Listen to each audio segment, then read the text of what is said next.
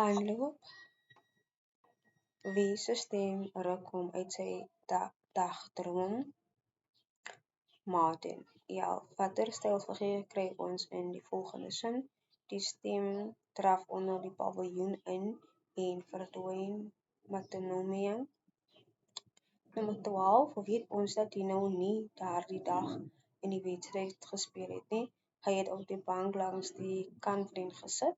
13, watter beeldspraak kom in die volgende reël voor? Hy verbeel hom hy kan hoor hoe die gras weer asemhaal na die wedstryd. Personifikasie. Nommer 14, wat was Tino se span se naam? Groen Heuwels. 15, wat is die Afrikaanse woord vir coach? Afrigter. 16, beskryf Martin se stemtoon wanneer hy die volgende sê. Ten minste het hy darm 'n paar meter gehardloop vir die dag, al was dit sonder die bal.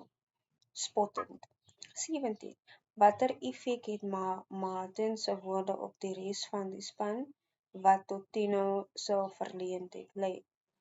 Sy spanmaat krul van die lag, sy spanmaats lag hom lekker uit.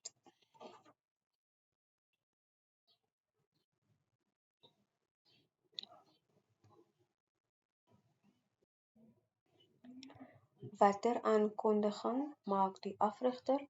Daar gaan 'n pa en seun wedstryd plaasvind in die volgende week. Nommer 19. Wat sal by die wedstryd plaasvind? 'n Pa en seun foto teen R10 per foto. Nommer 20. Watter beeldspraak kry ons in die volgende reël? Die span bondel soos 'n klomp sardientjies by die deur uit vergelyking. 21. In watter dilemma bevind Tino homself? Hy het nie geweet hoe hy 'n pa vir Saterdag sou kry nie.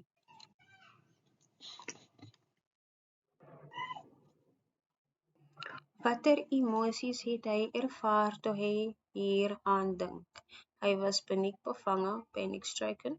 23. Wat was Tino se eerste leuen na die wedstryd? Hy sê vir sy afrigter dat hy en sy pa by die pa en seun wedstryd sal wees. 24. Watter belofte maak sy afrigter aan hom as hy homself daardie week by die oefening bewys? Hy sal tydens die tweede helfte speel. 25. Het Tino ooit sy pa ontmoet? Ja of nee? Gee rede vir jou antwoord. Nee, hy het hom slegs op die troufoto gesien. 26. Hoe voel sy ma wanneer sy na haar troufoto kyk? Hartseer. 27. Waaroor vra hy nie meer oor sy pa nie? Dit ontstel sy ma. 28. Is Tino se pa dood? Ja of nee?